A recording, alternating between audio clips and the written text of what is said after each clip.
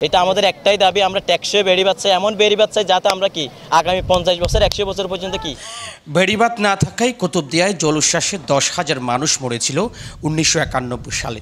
ঘর ছেড়ে বাস্তুচ্যুত জীবনযাপন করেছেন আরও লক্ষাধিক মানুষ। প্রাকৃতিক দুর্যোগে যে বাঁধের জন্য সাগরের পানিতে ডুবে এত মানুষের জীবন বিপন্ন হয়, সেই কুতুবদিয়া এখনও তেমন আগের মতোই।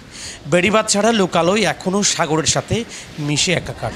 প্রতি বছর বাঁধহীন কুতুবদিয়া প্রাকৃতিক দুর্যোগে ডুবে যায়, সর্বশান্ত হয়।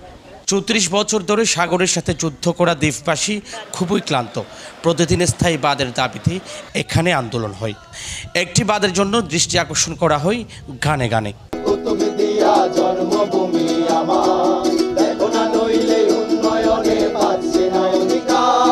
স্থানীয়দের দাবি 60 বর্গ কিলোমিটার এখন 17 বর্গ মাইল, বাকি সব গ্রাস করে নিয়েছে সাগর। আজকে তাদের গাফেলতের কারণে আজকে আমরা এই বেড়িবাঁধের প্রতিবাদ করতে যাচ্ছি। তারা কাজ করে না বিদায়, যদি সরকারের বরাদ্দ অনুযায়ী যদি তারা কাজ করতো তাহলে আমরা এই সুন্দর একটা বেড়িবাঁধ পাইতাম।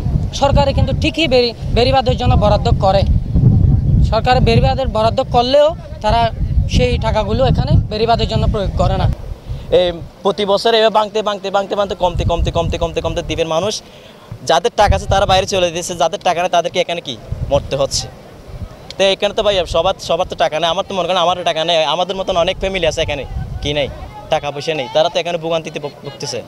এটা আমাদের একটাই দাবি, আমরা টেকসই বেড়িবাঁধ চাই, এমন বেড়িবাঁধ চাই যাতে আমরা কি আগামী 50 বছর 100 বছর পর্যন্ত কি মানুষ এখানকার মানুষ বেড়িবাঁধের জন্য আর কি না করে, মানে আন্দোলন না করে, কোনো কিছু না করে। তাদের আরও অভিযোগ, লবণ চাষ ও কৃষি জমি বেসে যায় প্রতি বছর, বন্ধ হয়ে যায় উপার্জনের সব পথ। লবণ মাঠ ধ্বংস হয়ে যাচ্ছে, কৃষি জমি ধ্বংস হয়ে যাচ্ছে।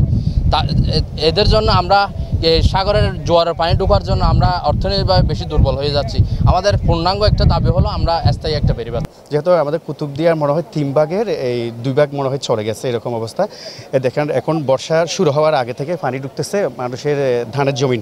এখন অলরেডি ধান তো ফেঁকে গেছে, ওগুলো মাড়াই করার সময় হয়ে গেছে, অলরেডি পানি ঢুকে গেছে। এবং লবণের মাঠ যে এখন তো পলিথিন দিয়ে করে, অনেকের পলিথিন গত রাত্রে নাকি বেসে গেছে।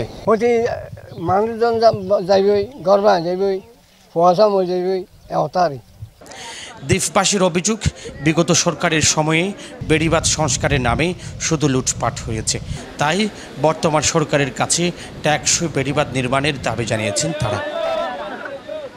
3 নম্বর অথবা 4 নম্বর যদি সংখ্যা দিয়ে থাকে তখন থেকে আমাদের একটা আতঙ্ক সৃষ্টি হয়, কারণ আমাদের চারিদিকে কি বেড়িবাঁধ নাই, মানে সব দিকে ছিঁড়ে গেছে। মানে প্রতি বছর মানে আমরা আন্দোলন করে থাকি, মানববন্ধন করে থাকি, যদি মানে সরকার পক্ষ থেকে মানে কোনো একটা বরাদ্দ আসে তখন ওরা জোড়া তালে দিয়ে এগুলো খেয়ে চলে যায়। আমাদের বড় বড় নেতা মানে ফৌজদারি নেতা, সরকার আসে, সরকার যায়, নেতারাও আশ্বাস দিয়ে ভোট নেই, বাস্তবে কিন্তু টেকসই বেড়িবাঁধ করে না। এখানে সুপার ডাইভ করার কথা ছিল, কিন্তু সুপার ডাইভের এখনও সমীক্ষা হচ্ছে। এটা কখন পাস হবে, কখন বেড়িবাঁধ হবে, এটা হচ্ছে যে এখনো পর্যন্ত স্বপ্নের মধ্যে রয়ে গেছে। সাবেক এই জনপ্রতিনিধি দুষলেন পানি উন্নয়ন বোর্ডকে। তাদের অভিযোগ, কার্যকর পদক্ষেপ না নেওয়ার কারণেই দ্বীপের এমন অবস্থা। এটা হলো আমাদের কুতুবদিয়ার জন্য নয়, সারা বাংলাদেশের পানি উন্নয়ন বোর্ডের অভ্যাসটা হলো এরকম, ভাঙবে তারপর ওনারা কাজ করবে। কারণটা হলো এখন ভাঙার সাথে সাথে যদি ওনারা কাজ করে ফেলে তাহলে আমাদের ভাঙলো 1 কিলোমিটার, কাজ তো করতে হবে 5 কিলোমিটার ওনাদের।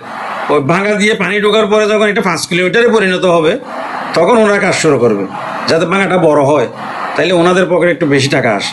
এমনকি বিলীন হওয়ার পথে দেশের প্রথম বায়ুবিদ্যুৎ কেন্দ্রটি, যেটি এখানে স্থাপন করা হয়েছিল 2007 সালে।